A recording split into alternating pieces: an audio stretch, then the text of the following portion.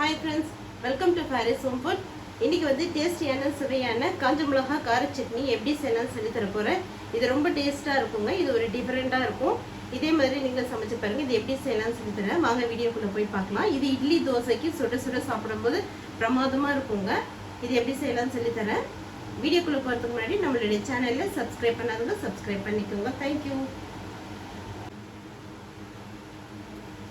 இப்போ நான் வந்து 10 காஞ்ச மிளகாய், 10 சின்ன வெங்காயம், ஒரு 10 பூண்டு உரிச்சு வச்சிருக்கேன். இப்போ வந்து சின்ன வெங்காயம் பூண்டும் நல்லா தட்டிக்கலாம்.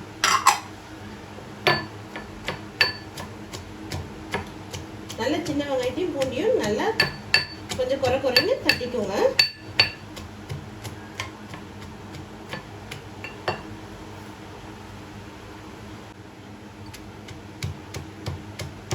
பாருங்க, சின்ன வெங்காயமும் பூண்டும் நல்லா நசுக்கியாச்சு. பாருங்க, இந்த அளவுக்கு குறுன்னு நல்லா நசுக்கிக்கோங்க. இப்போ நம்ம வந்து காஞ்ச மிளகாவை வந்து சுடு தண்ணியில ஒரே ஒரு வேக்காடு போட்டு எடுக்க போறோம். பாருங்க, இப்போ ஒரு கடாயில தண்ணி வச்சிருக்கேன். தண்ணி நல்லா கொதிக்குது. அதில் எடுத்து வச்சிருக்கிற கொதிக்கிற தண்ணியில் 10 காஞ்ச மிளகாய் போட்டுக்கோங்க. அவ்வளோதான். இப்போ ஸ்டவ் ஆஃப் பண்ணிடலாம். ஸ்டவ் ஆஃப் பண்ணிவிட்டு இப்போ அந்த காஞ்ச மிளகாயும் புளியும் வந்து நம்ம அரைக்கணும். அந்த தண்ணியை வேஸ்ட்டு பண்ணாதீங்க. அந்த தண்ணியும் நம்ம சட்னியில் போட்டு தான் நம்ம இப்போ அரைக்க போகிறோம். ஒரு 5 மினிட்ஸ் அப்படியே இருக்கட்டும். காஞ்ச மிளகாய் சுடு தண்ணியிலே. பாருங்கள், சின்ன வெங்காயமும் பூண்டையும் இந்த மாதிரி குறைன்னு தட்டிக்கோங்க. இப்போ காஞ்ச மிளகாய் ஆறுனதும் மிக்சியில் புளி போட்டு நம்ம அரைச்சிக்கலாம். பாருங்கள், சுடு தண்ணியில் ஒரு தடவை போட்டு அவிச்ச காஞ்ச மிளகாய் மிக்சியில் போட்டாச்சு. இப்போ ஒரு புளி இந்த சைஸில் புளி கொஞ்சம் போட்டுக்கோங்க. இப்போ வந்து நம்ம அந்த தண்ணி வேஸ்ட் பண்ண வேண்டாம். அந்த தண்ணியை இப்போது ஊற்றி நம்ம வந்து கொஞ்சம் நல்லா நைஸாக அரைச்சிக்கலாம். இப்போ இதை அரைச்சிட்டு வந்துடலாம். இப்போ வாங்க ஒரு பேன் வச்சுக்கலாம். கொஞ்சம் ஆயில் போட்டுக்கோங்க. ஆயில் சூடானதும் ஒரு 1/4 டீஸ்பூன் உளுத்தம்பருப்பு, ஒரு 1/4 டீஸ்பூன் கடுகு,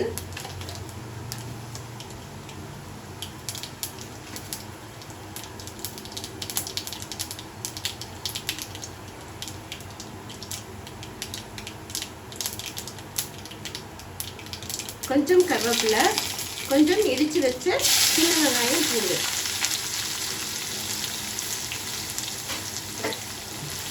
போட்டு நல்லா வதக்கிக்கோங்க.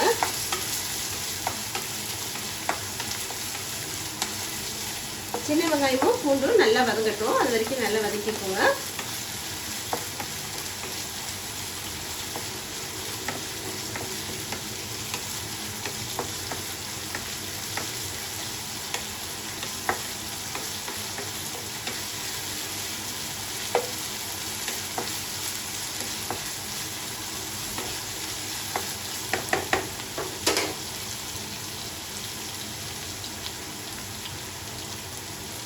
நம்ம அரைச்சி வச்சிருக்கிற காஞ்ச மிளகாய் புளி பேஸ்ட்டு போட்டுக்கலாம். அதுலேயே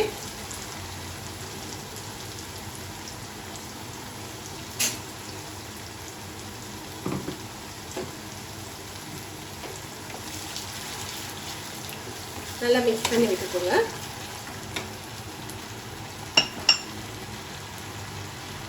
சட்னிக்கு ஏற்ற தேவையான அளவுக்கு உப்பு போட்டுக்கோங்க.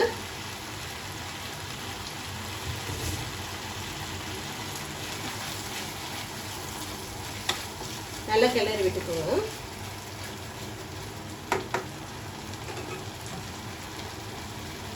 மிளகா அரைச்ச அந்த மிக்ஸி ஜார்லேயே கொஞ்சம் தண்ணி ஊற்றி அந்த தண்ணியை ஊற்றிடலாம். ஒரு 5 மினிட்ஸ் அப்படியே இருக்கட்டும். கொஞ்சம் எண்ணெயெல்லாம் பிரிஞ்சு வரும். எண்ணெய் பிரிஞ்சு வந்தோடனே நம்ம பார்க்கலாம்.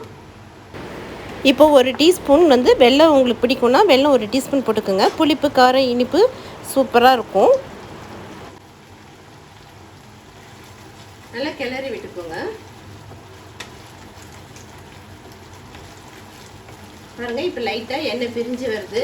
இன்னும் ஒரு 2-3 மினிட்ஸ் அப்படியே இருக்கட்டும். நல்லா எண்ணெய் பிரிஞ்சு அந்த தண்ணியை நல்லா வத்துனதும் நம்ம ஸ்டவ் ஆஃப் பண்ணிடலாம். இந்த மிளகா சட்னி ரொம்ப டேஸ்ட்டாக இருக்குங்க, செமையாக இருக்கும். நல்லா இட்லிக்கு சுடு சுடு இட்லிக்கு தோசைக்கெலாம் சாப்பிட்டா செமையாக டேஸ்ட்டாக இருக்கும். பாருங்கள், நல்ல எண்ணெய் பிரிஞ்சு தண்ணியெலாம் நல்லா வத்திடுச்சு. இப்போ வந்து ஸ்டவ் வந்து ஆஃப் பண்ணிக்கலாம். இப்போ வாங்க இது ஒரு பவுலுக்கு மாற்றிக்கலாம். பாருங்க, டேஸ்டியான கார மிளகா சட்னி ரெடி ஆயிடுச்சு. நல்லா மொறு மொறுன்னு தோசையில் கார சட்னி வச்சு சாப்பிடும்போது செம்மையாக இருக்குங்க, ரொம்ப டேஸ்ட்டாக இருக்கும். இதே மாதிரி நீங்களும் சமைச்சு பாருங்கள். இந்த மாதிரி செஞ்சீங்கன்னா அப்புறம் எப்பவுமே இதே மாதிரி தான் நீங்கள் கார மிளகா சட்னி செய்வீங்க. இந்த வீடியோ பிடிச்சிருந்ததுன்னா லைக் பண்ணுங்கள், ஷேர் பண்ணுங்கள், சப்ஸ்கிரைப் பண்ணுங்கள். தேங்க்யூ ஃபார் வாட்சிங்.